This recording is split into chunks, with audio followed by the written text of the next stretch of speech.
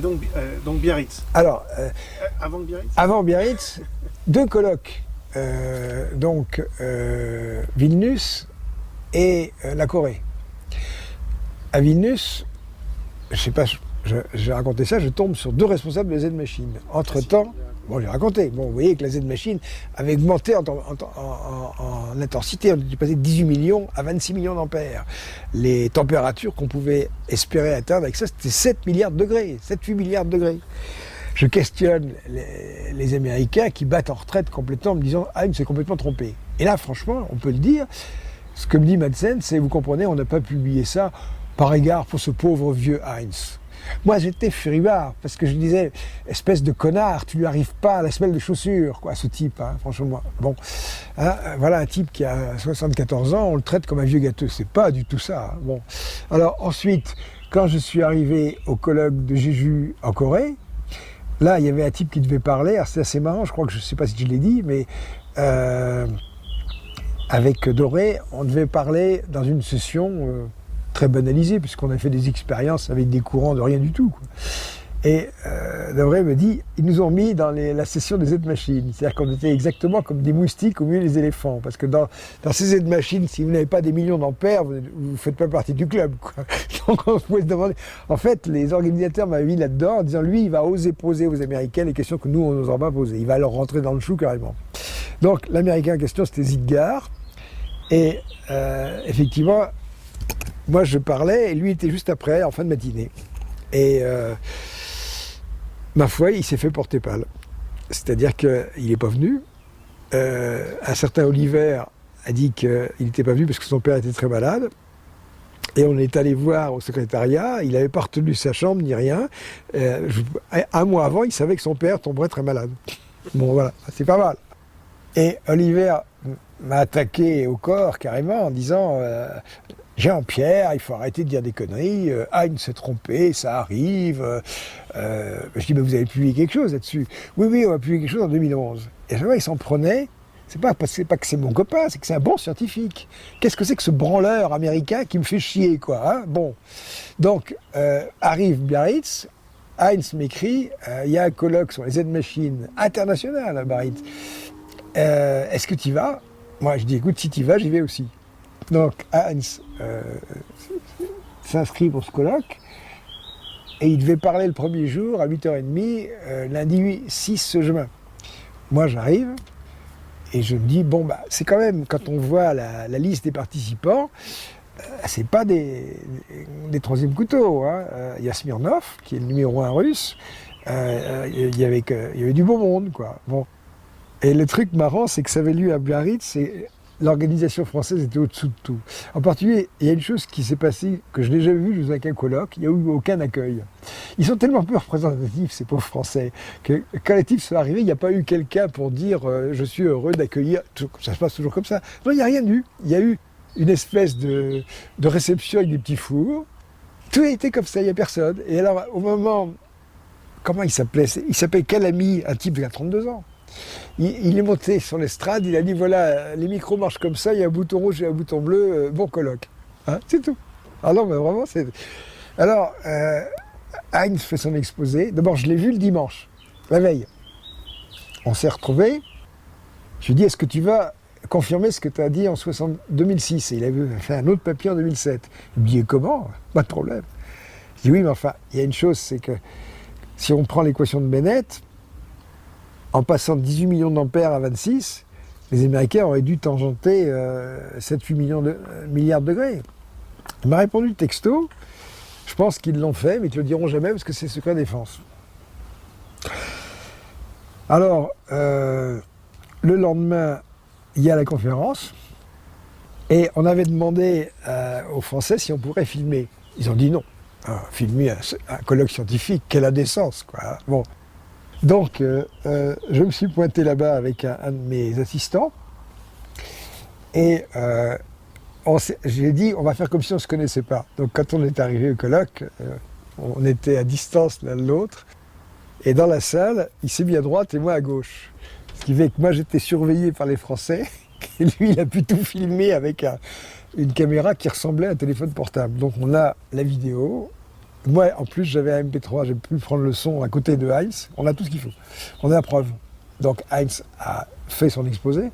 En plus, il a publié dans une grande revue de physique des plasmas à papier, donc en 2011. Et je crois qu'il avait commencé à le soumettre en 2009, quelque chose comme ça. 64 pages. C'est pas l'article, c'est un bouquin. C'est une démonstration de maîtrise de ce truc-là, hein, franchement. Hein. Donc boum, c'est pas le vieux gaga qui radote, quoi. Hein, bon. Il réexplique tout son bazar, c'est parfaitement clair. Personne ne moufte. Question à poser, moi je dis à Heinz, est-ce que vous confirmez que ceci? Oui, oui, il confirme. Alors je lui ai reposé la question sur les milliards de degrés, mais là, il ne peut pas répondre. Je pense qu'il m'a répondu que c'était théoriquement possible, quoi. Bon, théoriquement possible. En sortant de là, on se dit, bon, bah, on a réussi la mission, quoi. On a mis ça en boîte, et puis personne n'a moufté. J'ai dit, qu'est-ce que je pourrais faire d'autre? Et j'ai mis Smirnov, le russe, et je lui tombe dessus, au coffee break. Je lui mets sous le nez le papier de Heinz, comme ça, en disant, ce papier de 2006, là, vous avez vu, il y a plus de 2 milliards de degrés. Il vient de confirmer. Qu'est-ce que vous en pensez? Smirnov me regarde avec un regard de serpent à sonnette et il me répond, je vais vous faire une réponse politiquement correcte. Qu'est-ce que c'est que ce bordel? Je vais vous donner une réponse politiquement correcte. Heinz est un bon scientifique, mais vous savez, quand on évalue une température, on les fait à partir d'un certain modèle, avec certaines hypothèses. Oh, j'ai pensé, il ne va pas me ressortir les conneries d'il y a 2 ans. Donc j'ai abaissé ses arguments comme des quilles. Et je lui dis, monsieur Smirnov, si vous avez raison, quand je rentrerai à Pertu, je serai très triste, parce que je serai obligé de jeter mon équation de Bennett. Ça l'a fait rigoler. Ça voulait dire, bon, ben, j'ai essayé de l'embobiner, ça n'a pas marché. Alors après, j'ai fait un coup fumant. Les Russes sont les maîtres en MHD, hein, complètement. Depuis les années 50, ils dominent complètement la planète, quoi. Hein. Malgré la chute du communisme. Ah, malgré la chute du communisme, mais avec des trucs extraordinaires. Je vous expliquerai pourquoi tout à l'heure. Ça commence avec Sakharov. Sakharov avait fait 100 millions d'ampères en 54, hein, avec des explosifs. Carrément. Bon. Ils sont astucieux comme c'est pas possible. C'est des moujiks astucieux, quoi. Bon. Et alors,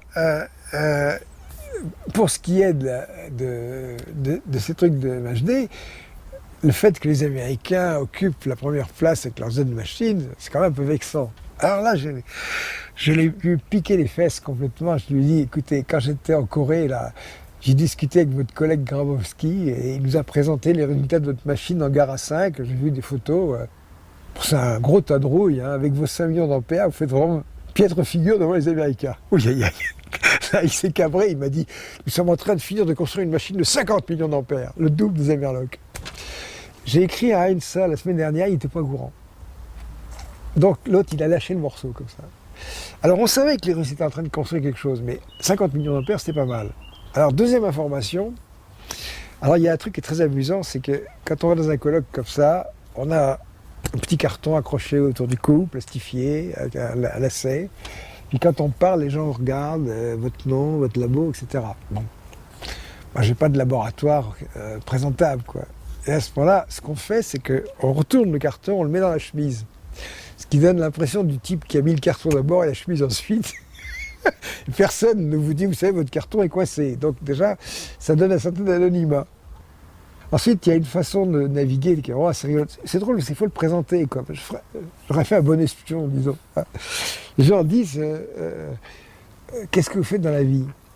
Oh, ben, vous savez, je suis à la retraite et je vais dans le colloque scientifique pour garder le contact avec le milieu scientifique. Hein. Alors, le type dit, mais vous allez dans des colloques à l'étranger, comme au Corée, et tout ça coûte de l'argent. C'est vrai que l'inscription au colloque, ça coûte des sous, quoi. Le mois de colloque, c'est 1500 € à sortir, quoi. Oh, je dis, vous savez, c'est pas plus cher que l'inscription d'un club de golf. Donc, un type qu'on identifie comme un universitaire un peu fondu, qui va dans les colloques pour s'amuser, on s'en méfie pas, quoi. Donc les gens parlent.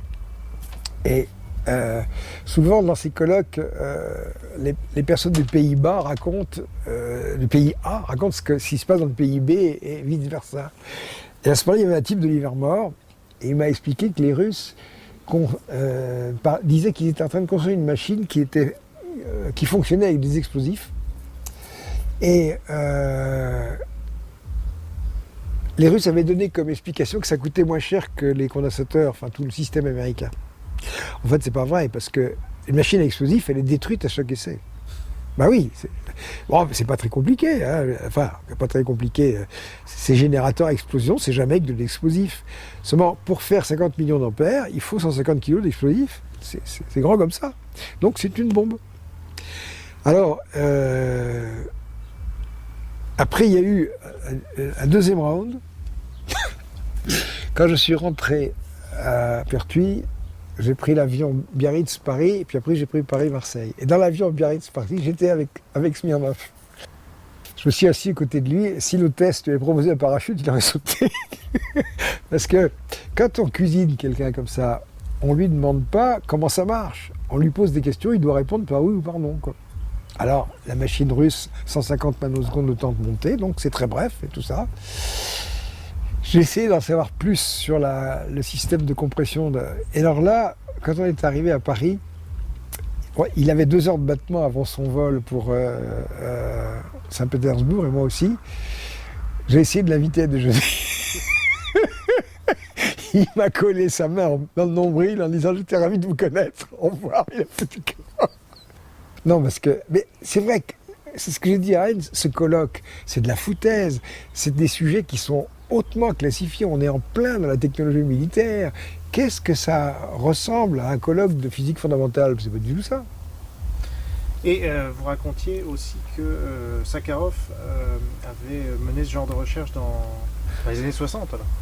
50 Sakharov... bon, ben, là, il y a un livre qui est sorti en 83, c'est Les œuvres scientifiques de Sakharov. Hein, c'est un ouvrage de collection, on le trouve plus facilement. C'est là que d'ailleurs que j'ai appris tout ce qu'il avait fait en cosmologie. C'est curieux, qu'est-ce qu'il foutait en cosmologie? Sakharov a été affecté, parce que dans la Russie stalinienne, on ne choisissait pas son domaine de recherche, hein. On était sous ordre, hein, comme des soldats, les soldats de la science. Donc Sakharov, brillant, est affecté à l'Institut Kourtchatov. Qui est M. Kourtchatov? C'est le constructeur de la première bombe atomique. La bomba, c'est Kourtchatov. Et les Américains ont fait leur bombe atomique et les Russes aussi. Après, l'étape suivante, c'était la bombache. Et la bombache, les Américains ont commencé par viser une arme thermonucléaire cryogénique, de deutérium-tritium, donc pas du tout le truc qu'on peut mettre dans une bombe, quoi, hein. Et Sakharov, lui, a tout de suite visé la bombe sèche à l'hydrure de lithium, une bombe LIH, lithium plus hydrogène. Et ensuite, la bombache avait un secret. Le gars qui avait trouvé ça aux États-Unis, c'était Ulam, je crois. C'est le montage de Teller Ulam. Disons que le truc, c'est d'arriver à focaliser des rayons X pour arriver à chauffer le mélange de fusion pour pouvoir faire exploser une bombe. Et dans les premières expériences qui s'appelaient greenhouse, c'est-à-dire la serre, ça ne fonctionnait pas très bien, on n'avait pas un rendement extraordinaire. Puis tout d'un coup, un type a une idée. Quand vous prenez un ellipsoïde, il a 2 foyers. Et quand vous avez un rayonnement qui est émis au premier foyer, il converge vers le second. Hein, c'est un théorème de géométrie. D'ailleurs, les gens dans les musées savent faire ça. Ils prennent 2 miroirs qui sont en fait des morceaux d'un ellipsoïde. Et en faisant exploser une charge de poudre à un endroit, ils enflamment l'autre 10 mètres plus loin, quoi, parce que ça se refocalise dessus. Donc à ce moment-là, on a un ellipsoïde, qui n'est pas très grand, qui est grand comme ça, et puis on a une bomba qui est de la taille d'une balle de golf, et à l'autre foyer, vous avez le bout du nez du pain d'hydrure de lithium. Et ce montage-là arrive à être miniaturisé. Et il l'était déjà il y a au moins 30 ans, puisqu'on arrivait à mettre ça dans les obusiers de 88. C'est-à-dire que là, vous voyez, 88, ça fait ce diamètre-là. Donc ça veut dire que le système de l'ellipsoïde, c'est grand comme ça, avec la bombe atomique qui fait ça, l'explosif autour. À ce moment-là, ça se comprime, la sphère de plutonium est écrasée, elle émet des rayons X, ça se réfléchit sur la coque en métal lourd et ça focalise de l'autre côté. Alors les Américains avaient trouvé ce système-là, les Russes aussi. Et le découvreur de ça, c'est Sakharov. Donc Sakharov a travaillé sur des armements et puis il a inventé la MHD, carrément, dans les années 50. Et là, bon, bah, il y a des tas de schémas là-dedans, mais on trouve ça dans mon site. J'ai été rechercher des photos là-dedans. C'est fabuleux ce qu'il a imaginé. Il a inventé les générateurs à compression de flux. Bon, je ne vais pas rentrer dans ce détail-là, je crois que bon, vous voyez, 100 millions d'ampères en 1954, quoi. Puis ensuite, il a fait un canon à plasma qui crachait des... Vous savez, quand vous pouvez faire des ronds de fumée, comme ça, ah, bon. On peut même faire ça en plus rapide avec une boîte, avec un petit trou rond, et quand on tape derrière, on a le rond qui part, quoi, du vortex. Là, vous pouvez faire ça avec un plasma. Et Sakharov avait fait un truc qui partait à 50 km/s. Bon, ça, c'était déjà la guerre des étoiles, quoi. Et de ce côté-là, les Russes démarraient très fort. Ça nous ramène à 30 ans en arrière, ces trucs-là, cette idée comme quoi on pouvait faire des armes anti-satellites de ce genre-là, ça avait beaucoup inquiété les Américains. Et puis, Sakharov a continué, en bon petit soldat, à travailler dans tous les programmes militaires possibles et imaginables, et il est allé jusqu'à concevoir la Tsar Bomba. C'est lui qui l'a conçue, la Tsar Bomba. Donc vous avez ça sur Internet, c'est la plus grosse bombe H qu'on ait jamais faite. La Tsar Bomba, c'est un truc qui fait, moi je dirais, ça fait presque 10 mètres de long, 8 mètres de long. Vous vous rappelez ces bombardiers à hélice, à turbopropulseur qu'on appelait les Beer, avec les ailes en flèche, qui volaient d'ailleurs à très haute altitude, hein, bombardiers russes, qui avaient une très grande capacité d'emport, et sous ces bombardiers-là, on pouvait mettre ces bombes qui pesaient un poids phénoménal. Ça faisait 3 mètres de diamètre, quoi, une bombe comme ça. Et c'était une bombe FFF, c'est-à-dire fission, fusion, fission. Fission, parce que le premier étage, c'est une bomba. Fusion, parce que ça déclenche l'explosion d'un mélange de fusion. Et fission, parce que les neutrons émis par la fusion bombardent une écorce en uranium-238 qui se transforme en plutonium et c'est rebelote. Donc avec ça, avec l'ensemble, les Russes pouvaient atteindre une puissance de 100 mégatonnes. 100 mégatonnes. Ce qui représente. C'est totalement monstrueux. Ouais. Bah écoutez, je sais pas, mais... Hiroshima, Hiroshima, c'est 12 000 tonnes de TNT. C'est un dixième de mégatonne. Alors, un dixième de mégatonne, déjà, une mégatonne, c'est 10 fois Hiroshima. 1000 Hiroshima. Voilà, c'est 1000 fois Hiroshima. C'est pas mal, hein. Bon. Alors, dans l'essai, ils ont remplacé l'écorce extérieure en uranium-238 par du plomb. Ce qui fait que la puissance a été limitée à 60 mégatonnes. Mais vous avez des films de cette explosion, vous avez vu ce que ça donne. Ah, vous avez une boule de feu qui monte jusqu'à 200 km d'altitude. Enfin, c'est vraiment une fin du monde pas possible. Et suite à ça, Sakharov a écrit des mémoires que j'ai lus dans le temps, je ne sais plus si c'est encore trouvable. Et il explique qu'à cette époque-là, il a calculé le nombre de cancers que ça allait créer, quoi. C'est effrayant, quoi.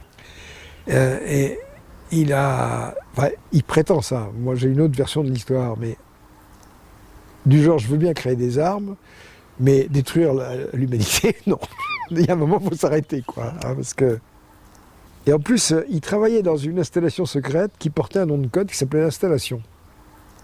Et après l'explosion de cette bombe, Sakharov s'est aperçu, ce qu'il ignorait, que toutes ses recherches à lui étaient doublées par un deuxième centre militaire, qui lui était chargé carrément presque de les produire en série, quoi. Alors, je veux dire que cette Tsar Bomba, s'il avait fallu en sortir à la douzaine, c'est pas possible, ça n'aurait plus de sens, quoi. L'humanité aurait disparu. Je ne sais plus à combien les Américains sont montés. Est-ce que c'est 20 mégatonnes, chose comme ça, ou 40, 20 mégatonnes, je crois, plus. Mais bon, les Russes, 60. Puis déjà, quand on voit ce que ça donne, vous vous rappelez, c'est quelque chose d'effrayant. Et à ce moment-là, Sakharov s'arrête en disant « stop ». je ne veux plus travailler pour l'armement, du tout. C'est pas... Et ce type-là était un secret militaire ambulant, avec tout ce qu'il y avait dans la tête. Donc simplement, il a dit, voilà, je ne révélerai jamais tout ce que je sais, mais je ne veux plus travailler pour l'armée. Et il a tenu parole. Bon, on le connaît comme opposant politique, refusnik, etc. Bon, vous savez que, évidemment, le pouvoir soviétique a essayé de l'écrabouiller au maximum. Sa compagne était Elena Bonner, je crois qu'elle vient de décéder. Et la première chose que les Sakharov ont fait, c'est de faire partir leurs enfants aux États-Unis. Parce que sans ça, la moyen de pression, c'était de tuer leurs gosses, quoi, c'est tout. Mais Elena Bonner était forgée dans le même métal que Sakharov, donc l'attaquer elle ou lui, ça servait à rien, quoi. Et je crois qu'on connaît un petit peu toutes les... Comment dire, tout ce qu'on a pu faire. Bon, évidemment, on lui a supprimé sa datcha, supprimé ceci, il s'en foutait éperdument. Et puis, on l'a collé dans un hôpital psychiatrique. Je ne me rappelle plus dans quelle ville. Enfin, ouais, oui, bien sûr. Le tout, c'était de le faire craquer. Mais ce bonhomme, il était incraquable. Il suffisait qu'il ait un papier, un crayon, il se démerdait. Donc, après avoir abandonné l'industrie de l'armement, il s'est reconverti en cosmologie. Tiens donc. Mais vous l'avez rencontré ou pas? J'ai voulu le rencontrer. Il était à Gorky. Et je suis monté à Moscou. Et dans l'espoir de rencontrer Sakharov. Bon, ma visite à Moscou, à chaque fois, c'est encore des histoires abracadabrantes, peu importe. Et là, il y a un truc marrant, c'est que Sakharov n'était pas là. Mais il y a un de ses élèves qui est venu me voir à l'Hôtel National, qui m'a dit « Ah, c'est dommage, ce que vous dites est intéressant, ça aurait beaucoup intéressé Sakharov. » Et cet élève, c'est Lindé, l'homme de l'inflation, qui n'est pas une théorie à laquelle j'adhère du tout. Enfin bon, c'est drôle, j'ai rencontré Lindé, jeune chercheur à l'époque. L'inflation, c'est pas l'inflation économique. Non, c'est inflate, c'est plutôt, on l'appelait ça l'inflation, mais l'inflation, c'est le gonflement. C'est-à-dire l'idée que l'univers, ça on en parlera quand on s'occupera du DVD sur la cosmo. C'est la théorie cosmologique qui explique pourquoi l'univers est uniforme. Bon. Alors, donc j'ai essayé de rencontrer Sakharov, ça s'est pas fait, c'est dommage. Je crois vraiment que si j'avais rencontré ce bonhomme, il serait passé quelque chose. Et dans la vie de Sakharov, on lui a... Il s'intéresse à la cosmologie. Oui, mais attendez, je vais vous montrer aussi à quoi il s'intéresse. Quand il a eu le prix Nobel en 1975, il n'a pas été autorisé à se rendre à Stockholm, parce que les Russes avaient peur qu'ils foutent le camp à l'ouest avec tous ses secrets. Donc c'est Elena Bonner qui est venue et qui a lu son discours, qui se trouve dans son bouquin, là. Alors, ce qui est assez intéressant, c'est de lire les 20 dernières lignes de son discours. Quand on fait un discours, généralement, à la fin, on résume ce qui est le plus important. Ce discours, personne n'y fait jamais allusion. Écoutez bien. Il y a des milliers d'années, les tribus humaines souffraient de grandes privations dans leur lutte pour l'existence.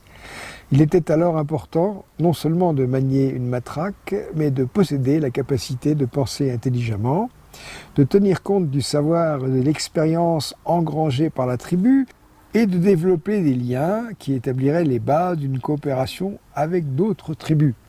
Aujourd'hui, la race humaine doit affronter une épreuve analogue. Plusieurs civilisations pourraient exister dans l'espace infini, parmi lesquelles des sociétés qui pourraient être plus sages et plus performantes que la nôtre.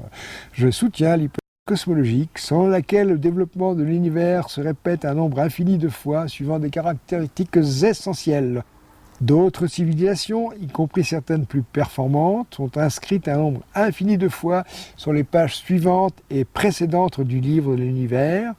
Néanmoins, nous ne devrions pas minimiser nos efforts sacrés en ce monde, où comme de faibles lueurs dans l'obscurité, nous avons surgi pour un instant du néant, de l'inconscience obscure à l'existence matérielle. Nous devons respecter les exigences de la raison et créer une vie qui soit digne de nous-mêmes et des buts que nous percevons à peine. Hein ? Ça veut dire ce que ça veut dire. Alors, quelle est votre interprétation ? Eh bien, qu'on n'est pas tout seul. Mais pourquoi il écrit ça ? Parce qu'il le sait. Parce qu'il en a la preuve, c'est un scientifique. C'est pas un croyant. Comment il le sait? Ah ben, vous allez nous le dire. Alors d'abord, il y a une chose, c'est que dans ces théories de Cosmos qui sont là-dedans, tout tourne autour des univers jumeaux. Ah oui, alors ça, est-ce qu'on le fait maintenant ou est-ce qu'on le réserve à un autre DVD? Alors, je crois qu'on le réservera à un autre DVD, mais vous avez là-dedans l'évolution d'un humaniste, je crois qu'on peut dire ça, du moins un type qui se réveille tout d'un coup brutalement, quoi. Il a travaillé pendant, en 67, je sais pas, disons pendant 30 ans sur les armes, puis au bout de 30 ans, du coup, il dit non. Il fait de la Cosmo. Et tout d'un coup, bizarrement, il s'intéresse à la théorie des univers jumeaux. Donc ça, on peut dire, suite à l'épisode suivant, quoi.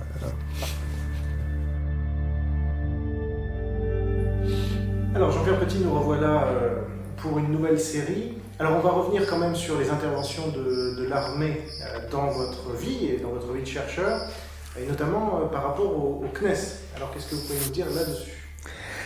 Comme je vous ai dit, moi j'ai eu l'armée à travers de mon chemin pendant 35 ans, quoi.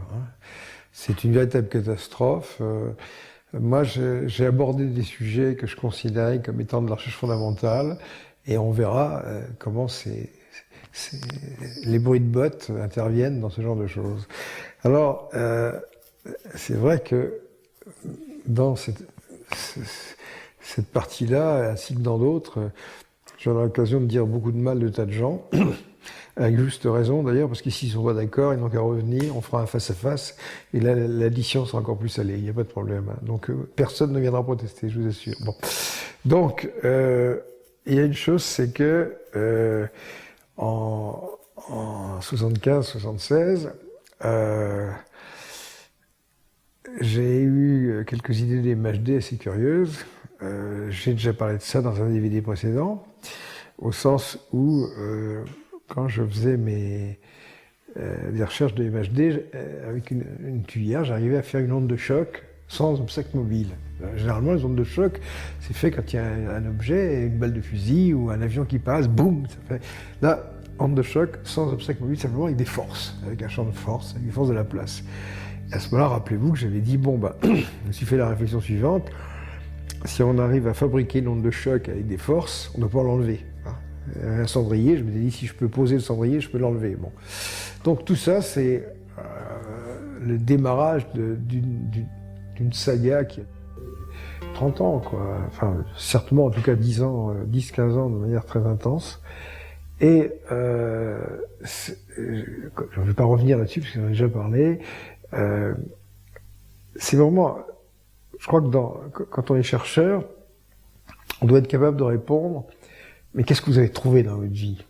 Bon, moi, il se trouve que j'ai trouvé plusieurs choses, pas seulement une chose. Là, il y a celle-là, par exemple. J'ai probablement été le premier à dire qu'avec des forces électromagnétiques, on pouvait supprimer une onde de choc et voler à vitesse supersonique sans faire de bang, avec évidemment l'implication immédiate qu'il y a des tas de gens qui ont observé des objets qui allaient à vitesse supersonique sans faire de bang. Et donc ça soulevait un problème, qualifions-le pudiquement d'épistémologique, enfin ça gênait des tas de gens, quoi. Et ensuite,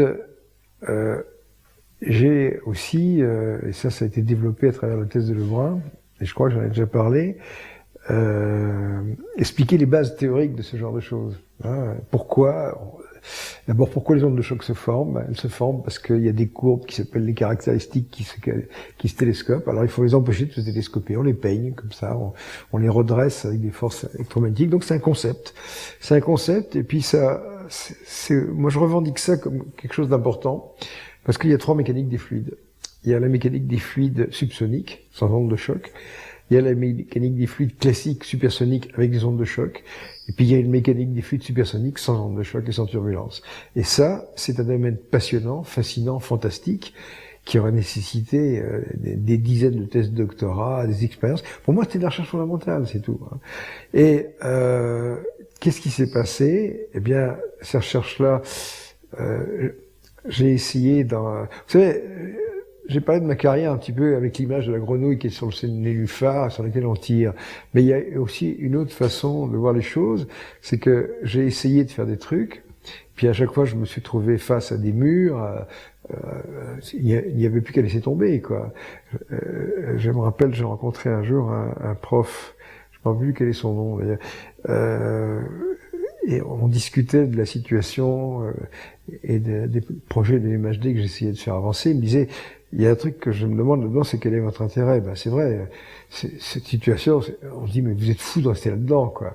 Ces gens-là ne demandent qu'à exploiter votre savoir-faire, ils ne vous offrent rien, et ils demandent qu'à vous virer. C'est insupportable, un truc comme ça. Et ça, j'ai rencontré ça je ne sais combien de fois, quoi. Par exemple, à un moment, j'ai créé un labo de micro-informatique à la fac d'Aix. J'ai fini par foutre le camp parce que j'étais au milieu d'un panier de crabes inimaginable, quoi, c'est tout.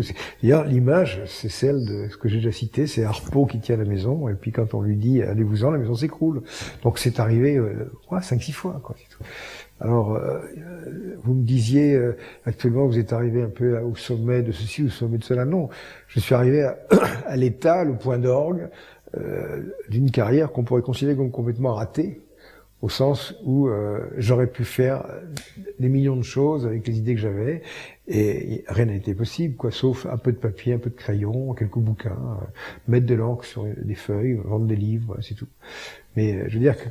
Un peu pessimiste. Mais... complètement pessimiste. Aux gens qui vous ont mis les bâtons dans les roues, vous parliez plus particulièrement du CNES, alors pourquoi? Alors le truc, c'est que lorsque j'ai eu ces idées-là, c'était évidemment lié au phénomène OVNI, quoi. Il faut l'appeler par son nom, quoi. Et à ce moment-là, comme par hasard, le CNES a créé le GEPAN, le groupe d'études des phénomènes aériens non identifiés. Et moi, dès le départ dans ces recherches, j'ai été victime d'un accident de travail, je me suis retrouvé à l'hôpital. Et j'ai mis beaucoup de temps à émerger, à me sortir de tout ça. J'ai beaucoup souffert. J'ai eu une pension d'invalidité qui doit être de 50 € par trimestre. C'est vraiment à pleurer, quoi. Je dirais même, je sais pas si j'ai déjà raconté, mais c'est que cette pension, je l'avais refusée, quoi. Quand j'ai reçu ça, j'ai écrit au CNRS, qui est son propre assureur. J'ai dit, écoutez, vous êtes bien gentil, mais je me suis renseigné. Dans la maison, il y a des gens qui sont père de je ne sais combien d'enfants, qui ont des accidents de travail, reversez-le ma pension, moi j'en veux pas. Et ils m'ont dit non, c'est incessible. Alors je leur ai renvoyé, on a joué au ping-pong avec ces 50 € pendant un an, puis voilà, enfin j'ai fini par me lasser parce qu'ils me disaient, vous comprenez, vous n'imaginez pas les ennuis que vous faites quand vous nous renvoyez. Parce que si j'envoie 50 € au CNRS, c'est la catastrophe, toute leur comptabilité est par terre, ça leur coûte 4 fois le prix, etc. Et alors j'ai fini par laisser pisser, toucher cette pension. Et il y a une chose quand même qui est amusante à raconter, c'est que quand je suis parti à la retraite, je sais plus il y a combien de temps, 4-5 ans, je sais pas ou plus, j'ai reçu une belle lettre me disant, voilà, maintenant que vous êtes parti à la retraite, si vous voulez continuer à toucher votre pension, il vous faut signer cette déclaration sur l'honneur de non-décès.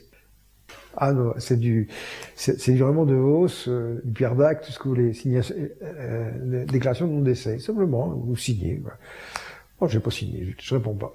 Donc je reçois une nouvelle lettre disant attention, on vous a envoyé une lettre et il faut signer la déclaration de non-décès, sinon votre pension de 50 € par trimestre elle va être supprimée. Je réponds pas, en troisième lettre. Puis finalement, j'ai reçu une lettre commandée avec accusé de réception.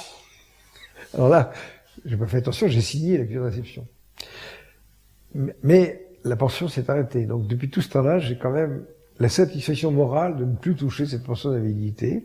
Comme ça, on fout la paix. Et en fait, on me considère comme mort, parce que je n'ai pas signé de déclaration de mon décès. Non, mais c'est, comment il s'appelait déjà le type qui a fait le passage? Marcel Aimé. On est dans le Marcel Aimé, vous voyez, c'est ça. C'est une nouvelle de Marcel Aimé. Donc, pour le CNRS, je suis mort, puisque je n'ai pas voulu signer une déclaration de mon décès, voilà. Enfin bon, ça c'est... Alors, le GEPAN a été créé pour... Alors, le GEPAN, j'étais à l'hôpital, et à ce moment-là, Gilbert Payan, polytechnicien, est venu me voir, costume 3 pièces, sachant déjeuner, très bon chic, bon genre. Et en fait, très peu de temps après, le GEPAN a été créé, dont le premier responsable était Claude Poher, qui était directeur de département au CNES, du département fusée-sonde.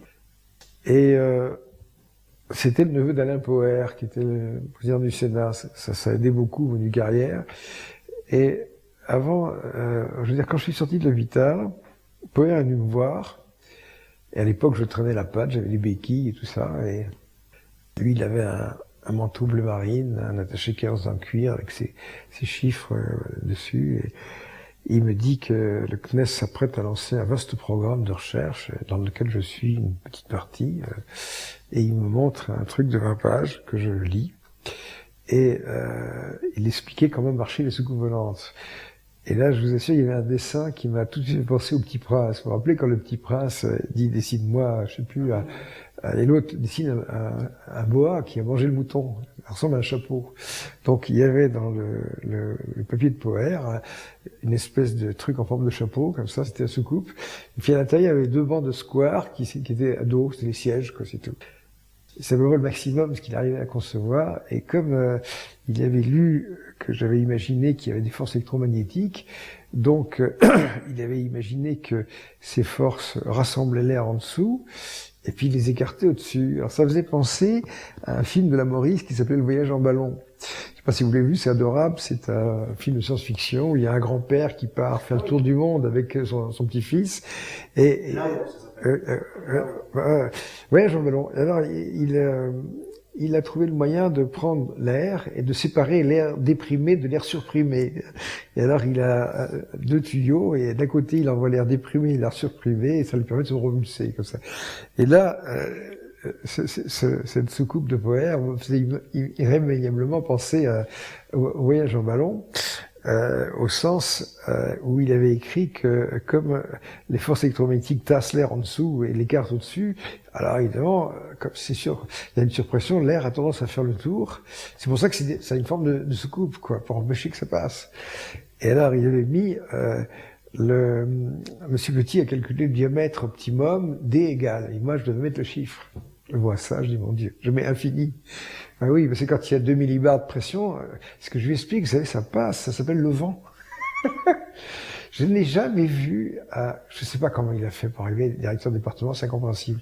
Alors, comme il n'avait pas l'air de comprendre, j'ai dit, écoutez, on va faire une expérience. Imaginez qu'on est tous les deux dans un bateau, avec l'avant et l'arrière qui est plat. Hein. Et alors, on fait un truc, c'est que moi je suis devant, et je creuse l'eau avec ma pagaie, et vous êtes derrière, vous poussez l'eau avec votre pagaie sur le cul. Alors le bateau, dans quel sens? Il me dit, il avance. Je dis, non, il recule. Il dit, ça fait rien, il y a qu'à changer les signes. Alors c'est là que j'ai compris une chose, c'est que pour être directeur de département au CNES, il fallait être absolument insubmersible, être capable de répondre à toutes les adresses possibles, imaginables. Mais après, il a persisté au sens où, quand il est parti à la retraite, il a publié un livre qui s'appelle Les Universons, l'énergie du futur. Je ne sais pas si vous l'avez vu, je vous le recommande. Alors, c'est une idée, en fait, qu'a eu un Suisse au XVIIIe siècle. Il l'ignorait. C'est assez marrant d'ailleurs parce que Poher suppose que le monde est plein de petites bestioles qu'il appelle des universons qui vont à toute vitesse comme ça. Alors, évidemment, si vous prenez un objet, il est cogné par les universons de tous les côtés, quoi. Hein.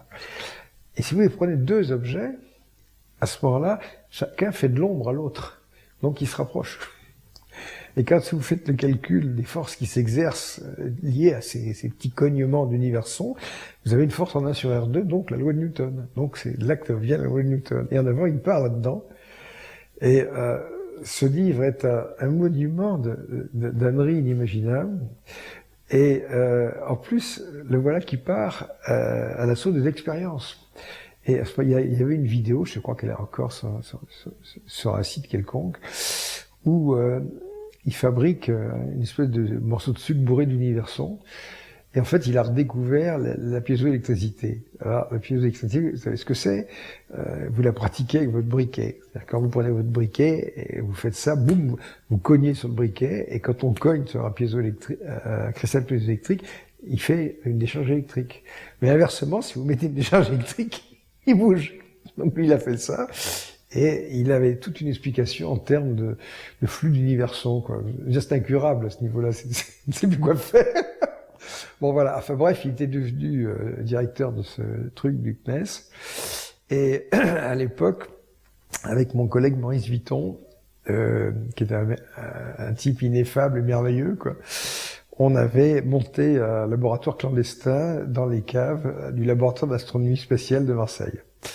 Et Maurice avait collecté du matériel, on avait fait des tas de choses, on aspirait de l'eau acidulée avec des aimants, enfin, on des tas de trucs épatants, et on avait même entrepris de faire des expériences dans une cloche à vide.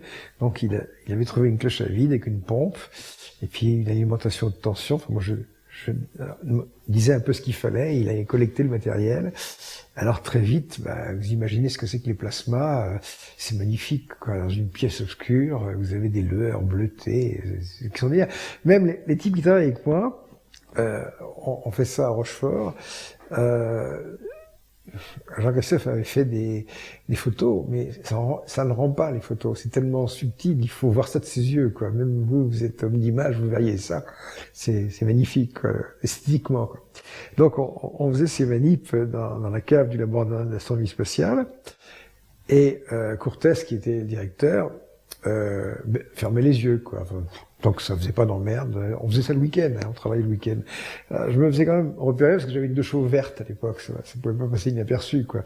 Et comment dire, à un moment, il y a un type qui était venu pour réparer sa voiture le week-end et on n'avait pas fermé la porte. Et on était en train d'expérimenter avec Maurice et le type ouvre la porte et il voit cet objet qui crachait des chats dans tous les sens.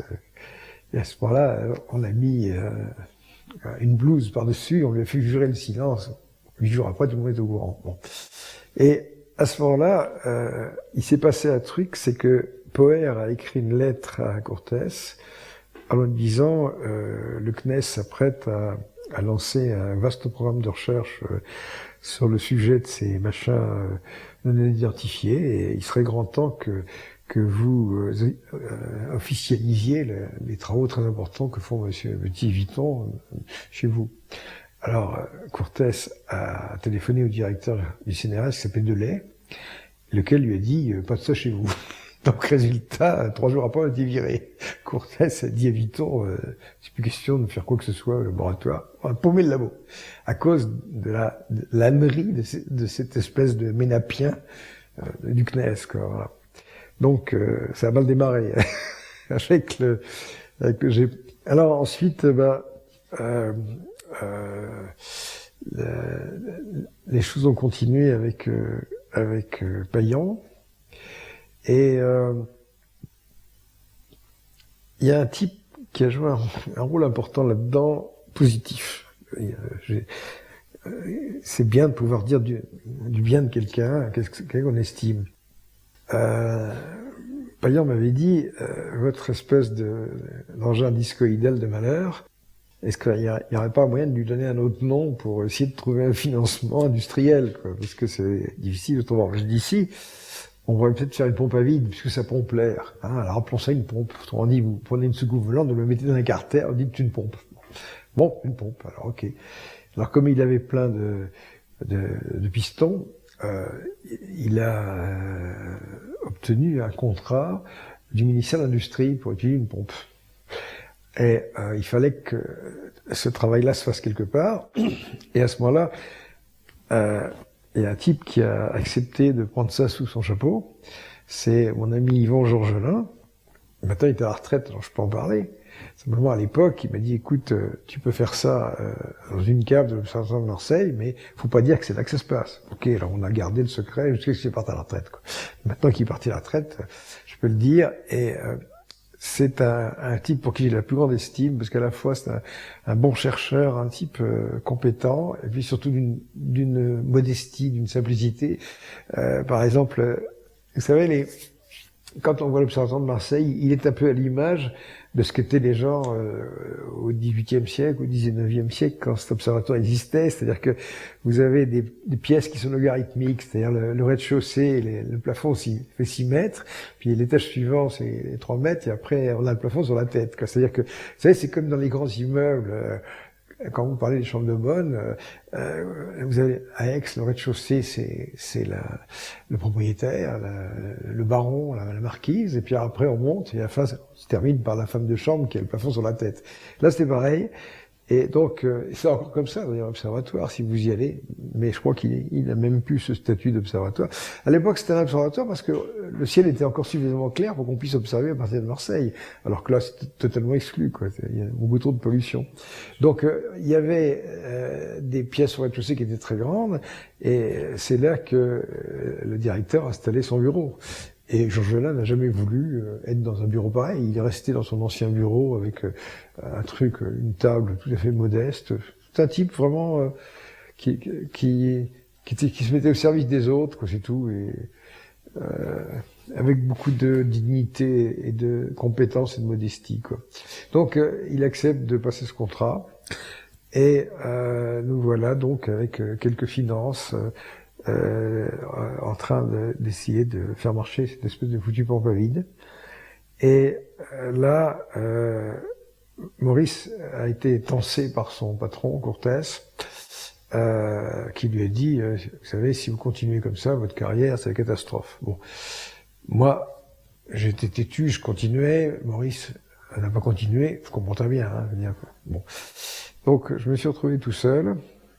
À ce moment, j'ai travaillé avec un ancien collègue de l'Institut de mécanique des flics qui s'appelait Michel Billotte, qui est venu bosser avec moi. Et je voudrais dire un mot à propos de Courtès, parce que ça m'amuse beaucoup.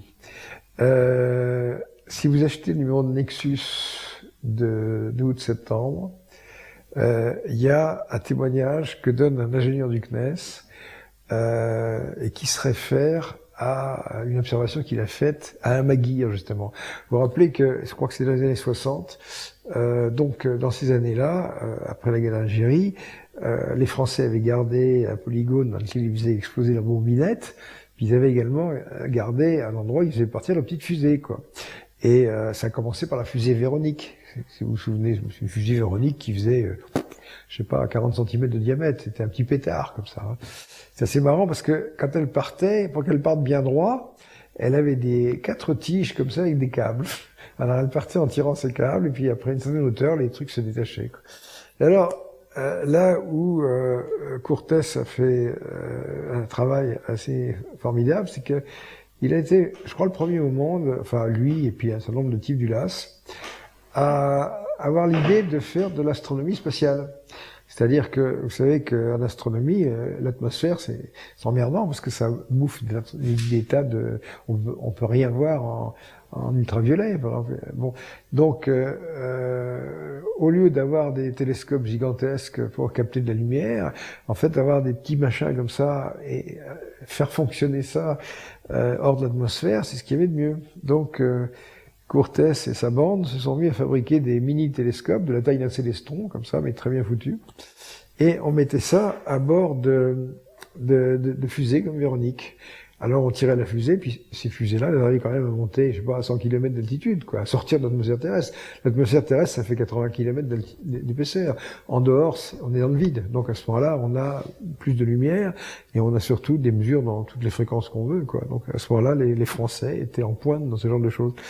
Et ils l'ont été au point que quand il y a eu Skylab, hein, vous avez entendu parler de Skylab, qui était le deuxième étage de la fusée Saturne, qu'on avait réaménagé pour faire un laboratoire spatial, quoi. Skylab, laboratoire d'espace. Eh bien, les Américains se sont dit, tiens, ce serait pas mal de mettre un télescope. Et à ce moment-là, oui, mais quel télescope? Ah ben, les Français savent faire. Et à ce moment-là, ce sont les Français, c'est l'équipe de Courtès qui a été chargée de faire le télescope spatial de Skylab. Encore, c'est amusant, c'est plein de petites digressions, mais comme les gens qui regardent ce DVD ne connaissent pas tout ça, parce que on n'est pas de la même génération, peut-être, c'est intéressant de rappeler ça, c'est que Skylab, pour les gens qui se rappellent de ça, c'est quand même un gros bidon qui faisait je sais pas combien, 6 mètres de diamètre et je sais pas combien de longueur, et puis il y avait des panneaux solaires dont un d'ailleurs n'avait pas voulu s'ouvrir, etc. Et on a envoyé Skylab, et on pensait qu'on allait laisser ce laboratoire dans l'espace pendant 3 ans, 4 ans, 5 ans. Et en fait, il s'est passé un truc, il s'est cassé la gueule. Et pourquoi il s'est cassé la gueule? Parce que c'est une chose qu'on savait pas à l'époque, c'est que l'atmosphère terrestre, comme je disais, elle fait 80 km d'altitude. En haut, c'est assez raréfié. Puis de temps en temps, il y a des éruptions solaires. Et quand il y a une éruption solaire, bouf, l'atmosphère se met à bouillir. Ce qui fait que c'est comme une couche gazeuse, mais de temps en temps, ça monte. Et un Skylab passait dans ces barbules, hein, c'est comme ça qu'on va appeler ça. La voile, on appelait ça des barbules. Les barbules, c'est vers le bas. Là, c'est des barbules vers le haut. Et Skylab passait dans les barbules, ça le freinait. Et au bout d'un certain temps, il s'est avéré qu'il allait se casser la figure. Donc, on n'avait pas prévu de moteur d'appoint pour le maintenir en orbite. Et cette merveille technologique, il s'est cassé la figure. Dans Skylab, il y avait des tas de choses très sympathiques. Il y avait une douche à bord quand même. Parmi, il y avait une bicyclette, il y avait plein de choses. On a fait des tas d'expériences dans Skylab. On avait un aquarium pour voir dans quel sens le poisson se mettrait, quoi. C'est une araignée qui tissait sa toile. Enfin, bon, alors, Curtis avait fait les télescopes de Skylab. Et comme je disais, dans le numéro de Nexus, il y a ce témoignage du type de CNES qui raconte qu'il était parti en mission avec Curtis et toute la bande pour faire un tir de fusée Véronique, etc. Et puis, à ce moment-là, ils ont fait une observation d'OVNI, comme ça, enfin, le truc, une espèce de gros ballon éclairé de l'intérieur, quoi. Et il raconte cette histoire et comment il s'appelle le secrétaire général du CNES, je ne me rappelle plus son nom. Enfin bon, au CNES, on le dissuade fortement de parler de ça. Hein, et c'était le type qui était responsable du GEPAN dans les coulisses, je ne me rappelle plus comment il s'appelait. Et qui lui dit, vous savez, ne parlez pas de ça, c'est pas la peine, quoi. Bon, qu'il en parle pas. Et il y a un type qui a été parfaitement témoin de cette histoire-là, c'est Curtis. Et il dit, et Curtis est venu nous rejoindre, et il a vu l'objet, et ceci, ils l'ont vu pendant 10 minutes, un quart d'heure, quoi. Et vous savez, un astronome qui voit un objet, c'est pas comme le premier venu, quoi. Hein. Il a une description des trucs. Maurice aussi, il en a parlé il y a 30 ans, avait vu aussi une escadrille de soucoupes volantes, et elles ont pris un virage à 45 degrés, il a vu ça, il était avec son père, il a raconté ça. Bon, même les astronomes voient les ovnis, quoi. Il y a pas de problème, contrairement à ce que pense ce monsieur Braic, là. J'avais lu un rapport du CNES ou du GEPAN qui établissait tout un tas de témoignages, notamment d'aviateurs. Oui, d'aviateurs, mais des astronomes, on le trouve dans le rapport Cometa, par exemple. Cometa, et dans Cometa, Curtis est cité, de même que Viton, mais Curtis est cité. Et alors, il est cité. Alors, ce qui est marrant, c'est que moi, je savais pas que Curtis avait été témoin de ce truc-là. Et c'était je crois que c'est 67, quelque chose comme ça, c'est histoire 65, 67, c'est marqué dans Nexus. Et un jour, je me trouve dans le bureau de Curtis, à ce moment-là, en 77, 78, quelque chose comme ça. Et on discute, et il me dit... oui, il y a quelques années, j'étais dans le jardin de mon père, dans la banlieue de Marseille, et puis on a vu passer un grand cylindre avec des hublots. Il me raconte ça, je regarde avec des yeux ronds, puis il me dit, et vous savez, en soupirant, et vous savez, c'est extraordinaire. Mais j'aurais dû lui dire, et alors, qu'est-ce que vous avez foutu, nom de Dieu? Vous voyez, vous êtes astronome, en plein milieu de journée à Marseille, un ciel dégagé, vous voulez passer un cylindre avec des hublots. Et puis, mais ça voulait dire, mais vous comprenez, j'ai prévu d'avoir la Légion d'honneur, de rentrer à l'Académie des sciences, etc. Il a tout fait, il avait un plan de carrière, et si jamais il racontait ça, c'était foutu, quoi. C'est ça qui est merveilleux, quoi. Donc, non seulement Curtis a donc été poursuivi par les ovnis, il avait déjà vu un navire, et là ça recommençait. Et je me rappelle que en 2000, je le rencontre un jour à un colloque à Marseille, et là, on était dans une espèce de cour intérieure, un peu à l'écart de tout le monde, et j'ai dit, Georges, maintenant qu'on est un peu seuls tous les deux, vous pourriez pas me parler un petit peu de votre observation du cylindre avec les hublots? Je ne vois vraiment pas de quoi vous parler. Amnésie totale. Mais pourtant, il avait les Légion d'honneur, avec Palme et tout ce qu'on veut. Il était académicien. Ça y est, quoi. Non, parce que, alors on peut se demander pourquoi quelqu'un continue à trembler jusqu'à ce qu'il meure. Mais parce que, vous n'imaginez pas, il y a une espèce d'excommunication, quoi. Donc, si on a le malheur de pencher vers l'idée que ça puisse être réel, à ce moment, c'est fini, on n'est plus reçu nulle part, quoi. Justement, dans le rapport Cometa que vous citiez, il y a quand même énormément de témoignages que le CNES reconnaît comme étant des témoignages valables, etc. Non? Mais le CNES, c'est quoi? Le CNES, c'est qui? D'abord, il y a une chose, c'est que Cometa, il faut savoir une chose, c'est que c'est une bande d'officiers supérieurs, de généraux, qui ont fait un truc comme ça entre eux. Il y a Général Norlin, il y a, je sais plus comment ils s'appellent, tous ces gens-là. Enfin, c'est quand même des brochettes de gens assez galonnés. Et ils ont fait ce rapport extraordinaire. Hein,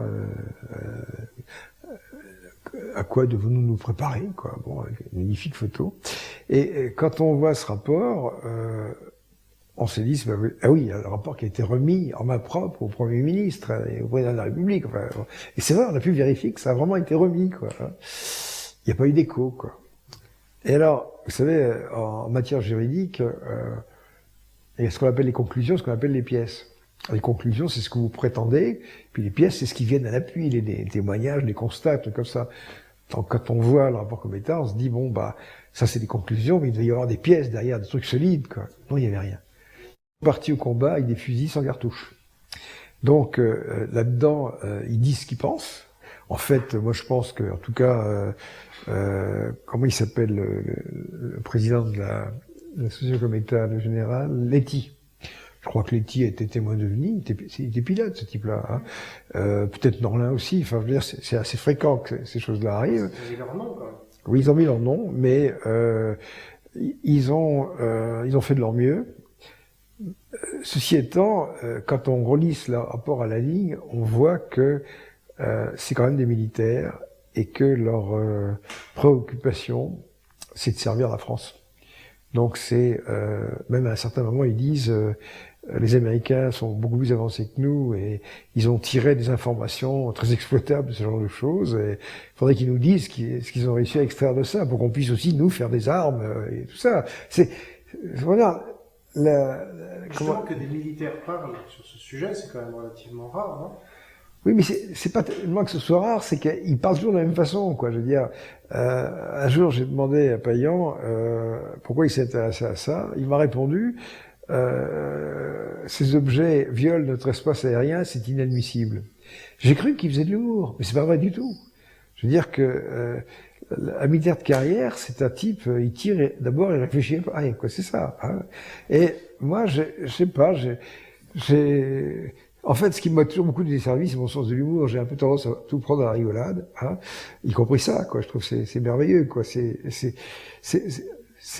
Le rêve, c'est pas mal, mais quand ça devient réalité, que ça ressemble du rêve, c'est formidable, quoi. C'est planant en diable, quoi. Mais alors, ces gens-là, bon, eux ont pris ça comme vraiment en espérant des retombées militaires. Alors ça, on va en parler puisqu'on s'aventure un petit peu là-dedans. Il y a plein de choses à dire là-dedans. Donc, nous voilà, Billotte et moi, en train d'essayer de faire marcher cette pompe à vide et tout ça. Et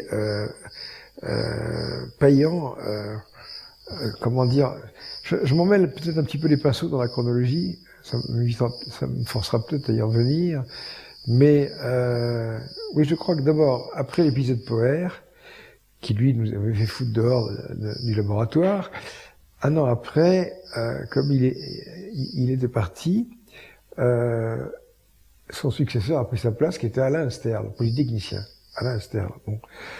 Alors je me suis dit, bon, Alain Ester est peut-être plus intelligent que Poher, il doit faire quelque chose. Donc j'ai pris contact avec Ester, en essayant de nouer une collaboration. Et à l'époque, j'ai rédigé un rapport de 167 pages qui s'appelait Perspective en magnéto-hydrodynamique. Et pourquoi je sais le nombre de pages comme ça? C'est parce qu'on l'a retrouvé récemment. Disons que mon élève Bertrand Lebrun m'a dit j'ai retrouvé dans un placard, je ne savais pas que j'avais une copie. Donc il l'a scanné, il me l'a envoyé, et on a pu voir le niveau que j'avais atteint en 1980. C'était quand même pas mal, quoi. Et en particulier, il y a un truc très marrant, c'est que il y a la description d'un projet de manip qui est exactement celle qu'on a faite en 2010 et qu'on a présentée en Corée, quoi. Donc la manip de Corée, elle a 30 ans. Donc vous voyez, quand vous dites, par exemple, quand vous jetez un regard rétrospectif, c'est vraiment à crier de colère. Parce que voilà une idée qui date de 1980, et il a fallu 30 ans pour la réaliser avec des moyens de fortune dans un garage. C'est à pleurer, quoi. Et bon, effectivement, on peut se dire, est-ce que c'est mieux comme ça? Peut-être, parce que quand on voit quels étaient les intérêts qui étaient derrière, je veux pas dire que les militaires ont réussi à en faire un véhicule armé, mais cette soldatesque me fait vomir, quoi, franchement.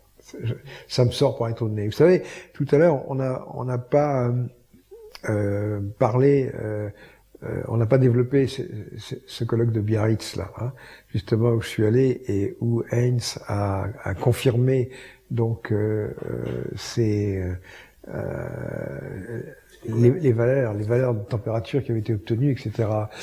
Et où donc j'ai fait cracher à Smirnov qu'ils étaient en train de construire une machine. Et j'ai un copain chercheur à qui j'évoquais ça, il m'a dit, oh là là, si les Russes font un truc à 50 millions d'ampères, c'est qu'il y a vraiment quelque chose derrière. Hein. C'est quand même énorme, un truc pareil. Et aussi le fait d'utiliser un explosif comme source d'énergie primaire, c'est que c'est déjà une bombe. Et peut-être que là, justement, là, est-ce qu'on est complotiste ou pas? Il est possible que ces bombes à fusion pure soient pendant quelques années seulement. C'est-à-dire qu'un explosif qui fait une décharge de courant de 50 millions d'ampères, qui est utilisé pendant 150 nanosecondes, c'est très important, qui est utilisé comme compresseur en utilisant une cible sphérique ou une cylindrique. Le progrès a été fait il y a un an. C'est une idée d'un Russe qui s'appelle Zakharov. Et si ça permet de démarrer la fusion, alors c'est une bombe à fusion pure, sans bomba. Et ça, d'ailleurs, on voit apparaître un peu des idées comme quoi les Russes et les Américains ont envie de désarmer. Vous avez pas vu ça? On prend tout l'arsenal nucléaire, on l'arrête, c'est parce qu'on a trouvé autre chose. C'est un autre monde. On va pas s'emmerder avec des trucs à fission, là. C'est complètement dépassé. Alors, il y a eu et Smirnov m'a dit, on a eu beaucoup de mal à avoir le financement, mais heureusement l'armée nous a aidés. Mais il dit ça avec un tel naturel, quoi. Et moi, je ressens une tristesse là-dedans. On parlera de Brighton avant, parce que c'était la même chose. Et donc, Heinz a parlé lundi. Immédiatement après, j'ai discuté avec Smirnov. Donc, ce premier jour de colloque, tout était joué, quoi. Et j'étais normalement censé rester jusqu'au jeudi ou vendredi, quoi. J'ai téléphoné à ma femme, j'ai dit, écoute, trouve-moi le premier avion, je rentre, je veux plus les voir. Je ne veux plus rester au milieu de ces gens. Il y a 150 congressistes qui sont là, en train de parler, millions d'ampères, trucs. Mais la conscience morale d'un scientifique, ça s'achète avec une poignée de cacahuètes. Il y a d'ailleurs un truc dont je me souviens parfaitement. J'ai parlé de Combarnous, d'ailleurs, qui était l'adjoint de Papon quand on a parlé de la MHD. Son successeur s'appelait Charpentier. Et Charpentier a écrit un jour un long article dans le courrier du CNRS. Et ce courrier du CNRS était intitulé c'était l'armée qui disait « Chercheurs, il faut qu'on se parle ». Et c'était un numéro spécial consacré à la collaboration entre le CNRS et l'armée. Et Charpentier disait « Nous n'avons pas suffisamment de contrats militaires pour satisfaire les demandes des chercheurs ». Vous voyez, il ne faut pas croire que l'armée propose des contrats et que les chercheurs refusent pour des questions d'éthique. Non, ils courent complètement. Voilà, bon, donc moi je vois très bien ce que ça donne. Je regarde par exemple, je suis retourné sur un numéro spécial de Sciences et Vie sur le nucléaire là, après Fukushima, et à la fin, sur 5-6 pages, ils reproduisent le témoignage d'un médecin japonais qui était là à Hiroshima, et qui décrit tout ce qui lui est arrivé, quoi. Lui, ils ont pris la bombe dans la gueule, tous ses vêtements avaient été arrachés, il avait été brûlé, etc. Puis il raconte tout ce qu'il voit, surtout, comme il est médecin, il voit ces gens-là qui arrivent, ils ont l'air de ne rien avoir, ils n'ont pas de traumatisme apparent, puis après ils ont des petites taches, ils ont morts, ils meurent. C'est épouvantable, quoi. Je veux dire, puis il parle de centaines, de milliers de personnes mortes, tout le monde tombe comme des mouches. Alors, quand on voit tout ça, c'est ça la guerre nucléaire, et la guerre en général, c'est pas marrant, mais ça c'est immonde, quoi. Alors être chercheur et être ingénieur militaire, je sais pas comment on fait pour faire un truc pareil. Je donne un exemple, par exemple, à un moment, je passe un peu du coq à l'âne, mais les images comme ça se présentent. Je me suis demandé si on pourrait pas opérer des traitements en utilisant des micro-ondes pulsées. C'est-à-dire que les micro-ondes, ça passe au travers des tissus humains, quoi. Et on a constaté une chose, c'est que lorsqu'on prend des micro-ondes pulsées en basse fréquence, quelques hertz par exemple, bien c'est l'ADN qui à ce moment-là devient 400 fois plus absorbant que l'eau. Ça avait été montré il y a très longtemps. Pourquoi? Parce que l'ADN c'est une molécule très longue, donc elle a des fréquences propres d'oscillation qui sont très lentes. Alors autrement dit, vous envoyez une porteuse qui est une onde à haute fréquence et avec un battement, et la molécule réagit au battement comme ça. Donc c'est elle qui absorbe l'énergie. Et à ce moment-là, bon, je m'étais dit, à l'époque, il y avait le sida qui commençait à faire ses ravages. Étant donné qu'on peut pas atteindre, on prétendait que à l'intérieur des globules blancs du sida, le virus c'était le G. Est-ce qu'on peut pas trouver des fréquences qui fragiliseraient ce virus et arriverait à le tuer, qu'on arriverait à casser son ADN à l'intérieur? Donc, en insolant ces globules blancs avec des micro-ondes à haute fréquence pulsées en basse fréquence. Bon. Et tout ça, ça pouvait donner lieu à énormément de choses, y compris traitement du cancer. Mais comme de bien entendu, voilà un procédé qui, s'il est capable de détruire des cellules malignes, il est capable de les créer aussi. Maintenant, je crois que vous parliez par exemple d'armes tout à l'heure, bactériologiques. Eh bien, les micro-ondes pulsées, c'est cancérigène et ça peut être utilisé comme arme pour faire des dégâts pas possibles. Et à l'époque, j'étais en rapport avec un ami cancérologue et on réfléchissait un petit peu à ça. Et à l'époque, je me rappelle, à chaque fois, moi j'ai pas tellement le sens de la chronologie, peu importe, hein, parce que les images se présentent comme ça. Un type m'a dit, oh mais il y a un gars, ça intéresserait beaucoup les militaires, les armes cancérigènes, c'est payant. Évidemment, il était là-dedans, quoi. Alors, je ne sais pas qui est-ce qui m'a fourni ça, mais j'ai eu entre les mains un document de la DRET, qui était la DGA, quoi, la Direction Générale de l'Armement, qui était une étude sur la possibilité de créer une arme cancérigène. Ça s'appelait « Étude sur la possibilité d'évoquer les cancers ». Donc, autrement dit, vous avez des chercheurs scientifiques qui sont peut-être des ingénieurs militaires ou simplement des civils qui travaillent sans contrat, qui travaillent sur des armes capables de créer des cancers. Voilà. Donc, vous voyez, ça, c'est vertigineux. Hein. Et ne vous imaginez pas que c'est de l'immoralité, c'est de la conscience totale. Mais quand même, moi, il me semble que la science, ça reste un outil. Donc, si on a un couteau, on peut couper du pain ou transporter son prochain. Et là, c'est un peu la même chose. Ben, vous connaissez le proverbe, science sans conscience n'est que ruine de l'âme. Ben, il n'y a pas de conscience, c'est tout. Des hommes dotés d'une conscience, j'aime pas contre les masses. Par exemple, pendant la Deuxième Guerre mondiale, il valait mieux que les technologies soient découvertes par les Américains que par les nazis. Ce qui n'a pas empêché les Américains après de récupérer les nazis pour continuer bien sûr, mais aller sur la Lune grâce aux nazis. Là, il y a un chapitre intéressant qui est vraiment peu connu. Albin Michel a publié il y a une dizaine d'années un ouvrage qui est trouvable sur eBay, gros machin comme ça, qui s'appelle l'affaire Heisenberg. Et vous savez que Werner Heisenberg était prix Nobel et inventeur du principe d'incertitude. Donc c'est un grand physicien, un grand nom de la mécanique quantique, etc. Donc Werner Heisenberg, allemand, pur souche, pur porc, pas de problème. Bon. Et puis arrive le nazisme et les Juifs foutent tous le camp, quoi. Il y a d'ailleurs une anecdote. Hilbert, grand mathématicien, était recteur de l'université de Göttingen. Et arrive Rust, qui était le ministre de la recherche allemand, et il vient à l'université, il dit à Hilbert, professeur Hilbert, est-ce que votre université a beaucoup souffert du départ des Juifs? Non, il n'a pas souffert du tout. Ah bon, il n'a pas souffert? Non, simplement, il n'existe plus, c'est tout. C'est assez marrant. Bon, alors voilà donc de quoi je parlais déjà. Alors, on parlait de la science. Ah oui, Heisenberg. Voilà, Heisenberg. Donc, les atomistes foutent le camp, pratiquement. Hein. Il y a des anecdotes extraordinaires, d'ailleurs, parce qu'il y a un Danois, je crois que Bethe était Danois, Hans Bethe. Oui, c'est lui. Et le Danemark est resté relativement neutre pendant la guerre, comme ça. Et puis, à un moment, les Anglais se sont dit que Bethe allait... les Allemands allaient lui mettre le grappin dessus.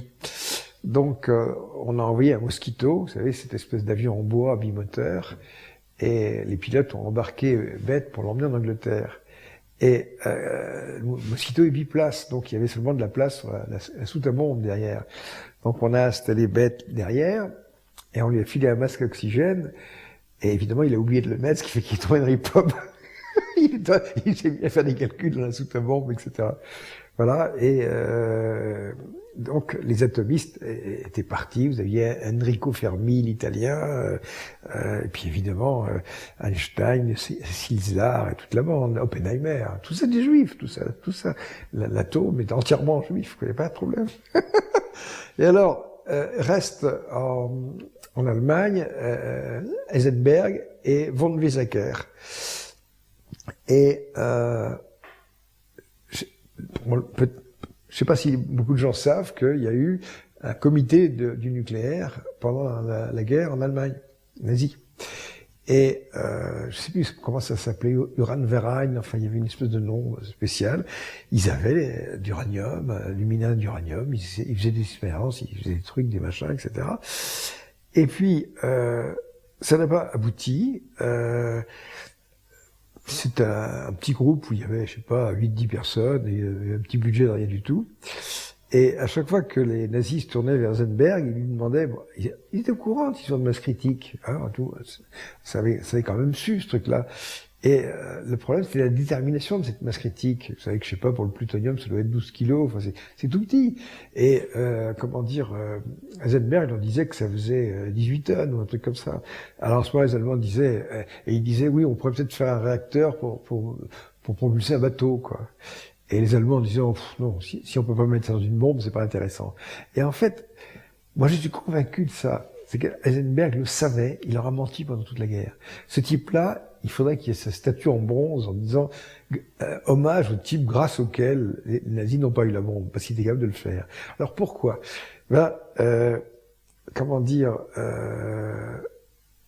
Lorsque l'Allemagne nazie est tombée, il y a eu l'opération Paperclip, je crois, c'est comme ça que ça s'appelait, qui a consisté pour les Alliés à mettre la main sur le maximum de scientifiques allemands. Donc les Russes de leur côté ont piqué leurs scientifiques, les Américains ont piqué leurs, et évidemment la priorité c'était les atomistes, hein, Heisenberg, toute la bande. D'ailleurs il y a une anecdote très marrante, c'est que il y avait une équipe de chercheurs militaires américains qui cherchaient Heisenberg. Et un jour, on met la main sur un type qui s'appelle Heisenberg et qui dit « mais je suis tailleur ». Et le type dit « non, monsieur Heisenberg, vous ne ferez pas le coup, c'est vous le physicien atomiste, moi je suis pas atomiste du tout ». Et alors ce type-là, il l'a emmené en Angleterre. Il a réussi à s'en sortir en disant « écoutez, donnez-moi du tissu, des ciseaux, je vais vous faire une veste, comme ça vous verrez que je suis tailleur ». Et seulement à ce moment-là, ils se sont dit non, c'est pas le bon. Alors on a quand même mis la main sur Heisenberg, on a mis la main sur von Weizsäcker, on a mis la main sur Otto Hahn, le découvert de la fission, et puis on les a mis en résidence surveillée dans un endroit qui s'appelait Farm Hall, dans une propriété comme ça en Angleterre. Puis ma foi, ils ont trouvé un petit peu le temps long, la guerre s'est arrêtée. Et puis, un jour en 1945, la radio anglaise a annoncé que les Américains avaient fait éclater une bombe atomique à Hiroshima. Et pour certains, ça a été un choc extraordinaire. Otto Hahn, par exemple, si vous connaissez un peu l'histoire du nucléaire, c'est lui le premier à avoir compris les potentialités de la fusion après ce que lui avait dit Lise Meitner, qui était juive aussi, qui avait foutu le camp. Et quand on disait à Otto Hahn, mais est-ce que vous ne pensez pas qu'on pourrait faire avec ça une bombe qui aurait une puissance de destruction extraordinaire? Il faisait une réponse fabuleuse. Non, Dieu ne le permettrait pas. C'est formidable. Dieu n'avait rien à foutre. On a fait la bombe. Bon. Et ce qui fait que lorsque cette nouvelle de l'explosion de la bombe d'Hiroshima est arrivée et que Otto Hahn a appris ça, il a ressenti un choc considérable, il s'est presque senti responsable en tant qu'identificateur de la fusion. Et ses collègues avaient peur qu'il se suicide, quand même. Tellement ça l'avait frappé, ce genre, qu'on ait pu tuer des centaines de milliers de personnes. Par contre, il y a eu une deuxième scène dans les heures qui suivaient. Heisenberg a pris un tableau noir et devant ses collègues, il a expliqué tous les calculs, le calcul de masse critique, tout, etc. Il a pratiquement dessiné la bombe.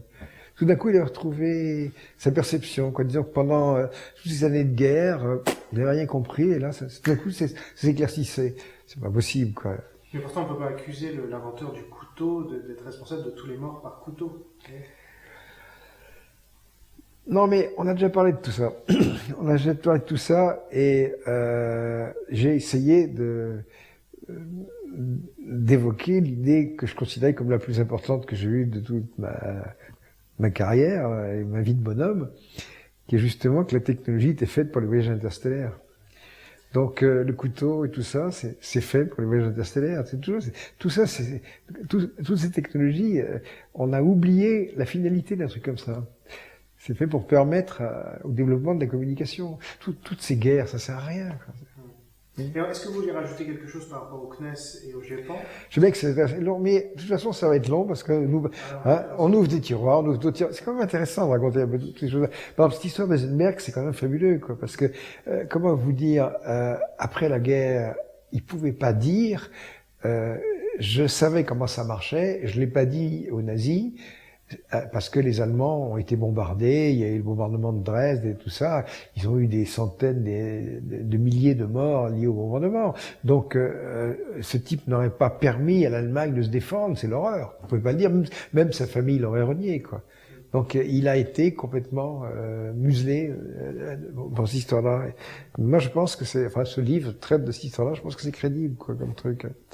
Ouais, enfin, vous voyez on revient donc à cette histoire de cette façon dont les scientifiques réagissent face à la guerre.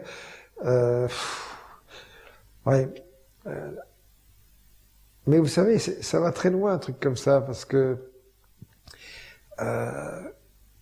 est-ce qu'on a le droit de chasser? Est-ce qu'on a le droit de tuer les animaux? Est-ce qu'on serait pas mieux végétarien? Moi, je suis pas végétarien, pas tellement. J'aime bien manger un steak de temps en temps, mais j'ai quand même un petit fond, quand même. Vous voyez, c'est vrai que je sais que j'ai un ami qui contrôle les armoires électriques. Il m'a dit, ça m'est arrivé plusieurs fois d'aller dans les abattoirs.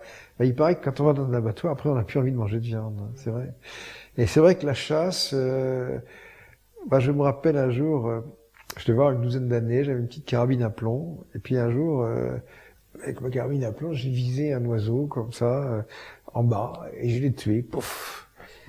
Puis j'ai vu cette petit oiseau qui est tombé, je me suis dit, qu'est-ce que tu as fait, couillon? Et c'est vrai que quand on voit la destruction de la vie que nous faisons actuellement sur Terre, est-ce qu'on a vraiment besoin de manger de la viande? J'en sais rien. Je crois que avec ma femme, on devient de plus en plus végétarien, on s'en fout un peu, quoi. On doit manger un steak par mois, quoi. C'est à peu près ça. C'est vrai que ça nous manque pas tellement. Et puis après, je sais pas, moi j'avais beaucoup de plongées sous-marines. J'ai été chasseur, j'ai tué des requins, effectivement. Puis alors après, il y a le fait de cohabiter avec les animaux comme ça. J'ai nagé avec mon fils dans des troupeaux de raies manta, mais qui étaient grandes comme ce salon, quoi. C'est fantastique, un truc pareil. Mais vous pensez qu'on peut nous accuser nos générations d'être responsables d'un génocide? Car les générations futures verront les conditions dans lesquelles les abattoirs, etc. Je crois qu'on vit très mal en ce moment. D'abord, il y a un sujet complètement tabou sur Terre actuellement, c'est la démographie, quoi. Alors il y a des gens qui écrivent faire des enfants tue. Non, simplement, déjà, il y a une première chose très simple, c'est que si on veut limiter la démographie, il faut que les gens vivent bien. L'expérience montre que les pays riches font moins d'enfants que les pays pauvres, quoi, c'est tout. Donc, si tout le monde était riche, il y aurait moins de gosses, quoi, c'est tout. Et sinon, c'est vrai qu'il y a, je sais pas combien, 10 millions de morts par an, par la faim, quoi. Les gens crèvent la dalle et tout ça. Je sais pas, moi ma vie de chercheur a toujours été indissociable de cette perception de l'ensemble de la planète, de ce que vivent les gens. Vous savez que je vous parlais de mes voyages au Kenya, tout ça. J'ai donc, avec mon fils, connu beaucoup de choses. J'ai fait des méharés avec les Touaregs, j'ai vécu avec des tas de gens comme ça. Ça fait percevoir l'humanité comme une espèce de grande famille. Et quand on voit des gens qui font des armes comme ça, ces géants militaires, c'est à pleurer, c'est à pleurer. Oui, mais vous savez bien que c'est plus compliqué que ça, c'est-à-dire que des fois on veut le bien de l'autre et puis on lui fait du mal, des fois on veut être égoïste et puis finalement ça crée du bien. L'arme nucléaire apporte aussi de la dissuasion nucléaire. Oui, on pourrait simplement être sage, hein, au lieu de se taper dessus. Mais c'est vrai, qui est-ce qui est sage là-dedans, hein, je veux dire que soit les seigneurs écrasent les serfs, soit les serfs se révoltent et égorgent tout le monde, quoi. Donc c'est indémerdable, un truc pareil. Non, je crois que moi j'en reviens à cette idée qui me paraît susceptible de pacifier cette planète. Vous n'êtes pas seul, vous êtes une partie d'une famille beaucoup plus vaste. Il y a des gens autour de vous qui sont plus sages parce qu'ils ne vous domestiquent pas, parce qu'ils ne vous conquièrent pas. Ils ne font pas de vous des esclaves. Les visiteurs extraterrestres ont des technologies incroyablement plus avancées. Ils n'auraient qu'à claquer des doigts pour nous supprimer, c'est tout. Et c'est vrai que si on arrive à dominer un certain nombre de choses, par exemple, c'est pour ça que quand je pense à la Z-machine et tout ça, à cette fusion aneutronique à laquelle je pense, que je crois, puisque elle est déjà en réalité, une fusion sans neutrons, mais c'est le rêve. C'est le réacteur nucléaire qui fait de l'hélium. Ah, voilà. Donc, d'abord il y a ça. Ensuite, lorsque Smirnov m'avait parlé de son truc, il parlait de 50 millions d'ampères. Ça permet théoriquement de monter à 20 milliards de degrés. Alors on s'aperçoit d'une chose, c'est qu'avec cette filière de compresseurs MHD, on a des instabilités MHD. Jusqu'ici, les instabilités MHD, elles foutent la merde.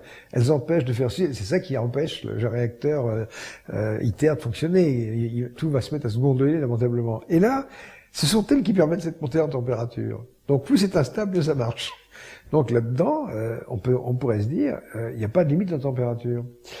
Et s'il n'y a pas de limite en température, ça veut dire que au lieu d'avoir 20 milliards de degrés, on pourra atteindre 1000 milliards de degrés. Et à partir de températures pareilles, on peut envisager des transmutations. On peut envisager... c'est quoi les transmutations? Les transmutations, ça consiste à agir, à faire de la chimie des noyaux, donc à faire des synthèses, à faire des noyaux de synthèse. C'est-à-dire c'est-à-dire que vous dites, par exemple, j'ai du sable dans mon jardin, j'aimerais avoir du titane. Ben, je vais faire du titane. Ah, c'est ceux qui voulaient transformer le plomb en or, quoi. Bah oui, mais l'or, on s'en fout. Il y a peut-être beaucoup plus intéressant que l'or. Hein. Mais justement, moi, je dirais que j'ai écrit une nouvelle que j'avais mis à un moment sur mon site, justement, où des extraterrestres rencontrent des terriens. Et là-dedans, il y a des responsables politiques et militaires qui ont décidé d'être sages, quoi. Disons il y a une réunion comme ça secrète avec des représentants de différentes grandes puissances. Ils sont d'accord pour arrêter de se taper sur la gueule et de collaborer avec les extraterrestres qui vont leur fournir des solutions, mais promis, on va pas en faire des armes, on va faire de l'énergie, on va faire ceci, on va faire ça.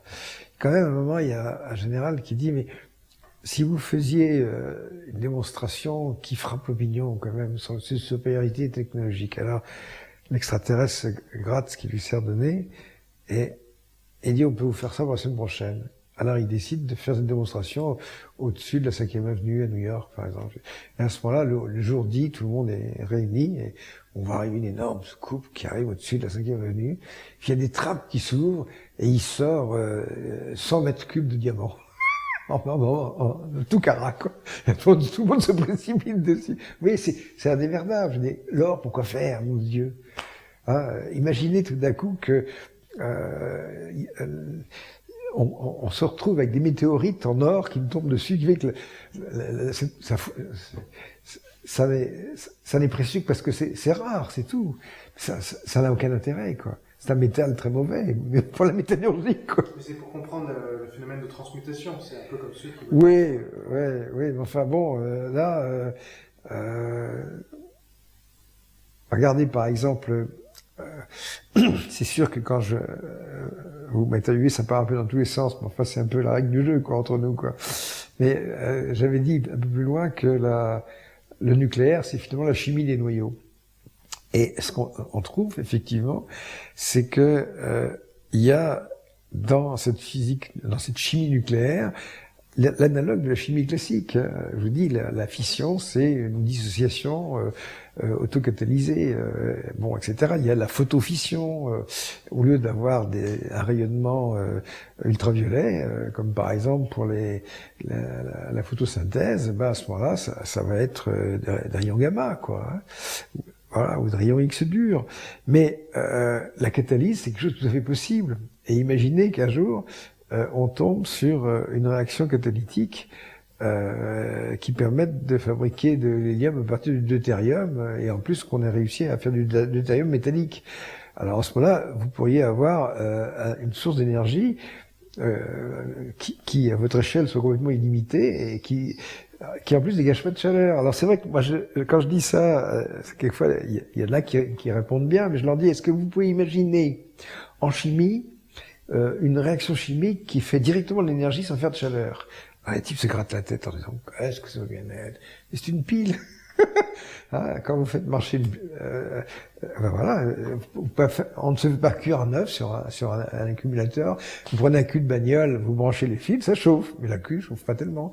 Donc il y a un dégagement de chaleur minime à l'intérieur de l'objet. Alors essayez d'imaginer un réacteur nucléaire à catalyse qui produit l'électricité sans produire de courant. Ça c'était assez amusant parce que il y a un type qui a fait des bandes dessinées qui s'appelle Léo, qui fait des trucs très bons. Moi, j'aime bien sa série. Et il y a un truc de genre là qui marche avec du scandium là, une pile à deutérium scandium. C'est merveilleux. Si ça existait un truc pareil. Et imaginez que tout d'un coup on tombe sur un truc comme ça. En plus, ce qui est marrant, c'est que si ça existait, on peut pas en faire l'application militaire. Qu'est-ce que vous voulez foutre d'une pile? Pas grand-chose, hein, franchement. Un écu, quoi. C'est pas. Les applications militaires sont assez limitées, quoi. Surtout les piles, quoi. Et, c'est vrai, la pile classique, ça fait 1,5 V. Bon, imaginez que vous ayez une source nucléaire qui vous produise du 15 volts illimité. On pourrait pas en faire grand-chose. Voilà. Et pour vous, il n'y a pas quand même un bon aspect au militaire, c'est-à-dire que ça permet aux États d'avoir une armée, donc de rester indépendants les uns des autres, sans forcément se taper sur la gueule. C'est juste, voilà, ils maintiennent la paix pour leur population, et puis il y a la dissuasion, donc... Non, bah, à ce moment-là, vous faites un peu l'amalgame entre l'armée et la police. Parce qu'évidemment, on pourrait se dire, en étant complètement anarchiste, pourquoi avoir des policiers? Et pourquoi les policiers ont-ils un revolver pour faire respecter la loi? Ben, c'est sûr que si vous enlevez les policiers et leurs armes, les gens vont faire n'importe quoi, c'est sûr. Donc là, c'est tout le problème de la gestion entière de la société. Et je vous parlais tout à l'heure de cette énergie limitée. Ensuite, d'une bonne compréhension du génome, donc d'une gestion du cheptel humain pour que... il y a énormément de maladies qui sont d'origine héréditaire, qui sont d'origine génétique. Par exemple, de nos jours, quand une femme est enceinte, elle peut faire une analyse amniotique et on lui dit vous avez un mongolien. Elle décide ou non de le garder, c'est tout. Alors finalement là c'est une question de choix personnel. Il y a des gens qui diront mais la vie il faut la préserver quoi qu'il arrive. Vous vous rendez compte ce que c'est qu'un mongolien toute sa vie? Donc la nature s'embarrasse pas de détails de genre quoi. Alors des bons chrétiens diront mais comment mais même par exemple vis-à-vis de la mort. Il y a une histoire dont j'entends... Gros sujet, mais une histoire dont j'ai entendu parler qui est assez intéressante. Vous avez une maladie qu'on ne sait pas soigner actuellement, qui est la maladie d'Alzheimer. Alzheimer commence à avoir le cerveau comme un gruyère, on reconnaît plus les gens, et tout ça, c'est une catastrophe. Puis bon, il n'y a pas de soins palliatifs. Et moi, je connais des gens dont les parents sont morts comme ça, c'est assez tragique, à la fois pour les gens et à la fois pour ceux qui les entourent, c'est épouvantable. Et en Belgique, il y a un homme de lettres. Un jour, son médecin lui a dit « Vous avez la maladie d'Alzheimer ». Enfin, le type a demandé, il dit « Qu'est-ce que j'ai exactement ? Vous avez ceci, vous avez… » Puis bon, c'est ça, dites-le moi, oui ou non ? Ah oui. Il lui dit « Bon, alors, il dit comment ça va se passer ? Écoutez, vous êtes à tel stade, et puis dans 1 an, ça va être comme ça, dans 2 ans, ça va être comme ça, dans 3 ans, ça va être comme ça. Il y a une chronologie. Puis il n'y a rien à foutre, quoi. Le type a dit « Est-ce que j'ai envie de vivre ça ?» Et il a dit non. j'ai pas envie. Donc à ce moment-là, il avait de la famille, femme, enfants, amis et tout ça. Il a réglé tout ce qu'il avait à régler, il a écrit tout ce qu'il avait à écrire, il a réglé toutes ses affaires, il avait un délai, mais je crois 1 an, 2 ans pour faire ça, il a pris son temps. Puis après, il a fait une grande fête, il a dit voilà, j'ai déjà les symptômes de ce truc-là, je ne décide pas vivre ça, je vous ai dit au revoir, quoi. Et puis bon, en Belgique, je crois que l'euthanasie est reconnue, dans d'autres pays aussi. D'ailleurs, c'est quelque chose de très simple. Je veux dire que souvent les gens absorbent juste un truc qui ressemble à un verre de coca et il y a un mélange qui à la fois les endort et leur arrête le cœur, puis c'est fini, quoi. Donc il est mort comme ça. Mais mon Dieu, mais l'évêque de Bruxelles a dit que c'était une honte, que cet homme avait manqué de courage, qu'il aurait dû se battre courageux pour refoutre. Moi, si on me disait que j'avais mère, j'aurais aucune envie de vivre ça pour moi. Merde. Mais justement, c'est tout le débat sur la morale. Parce que là, vous avez parlé de l'avortement. Bon, certains sont absolument contre au nom de la morale, justement. Et contre l'euthanasie de la même manière. Ouais. Donc, pour les militaires, c'est la même chose. C'est un débat, quoi. Vous l'avez tranché, mais vous comprenez qu'il y a des gens qui ne sont pas d'accord. Mais, vous voyez, comment dire...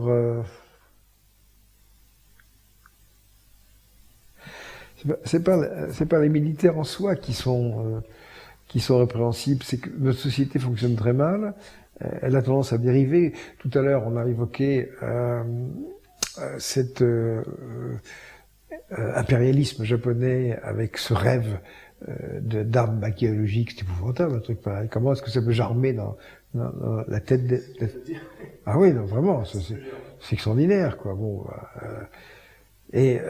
par exemple, quand on prend l'histoire de l'arme nucléaire, vous avez un excellent film avec Paul Newman là, qui s'appelle Les Faiseurs d'ombre, qui est extraordinaire, qui est sur DVD d'ailleurs, que je conseille aux gens de regarder.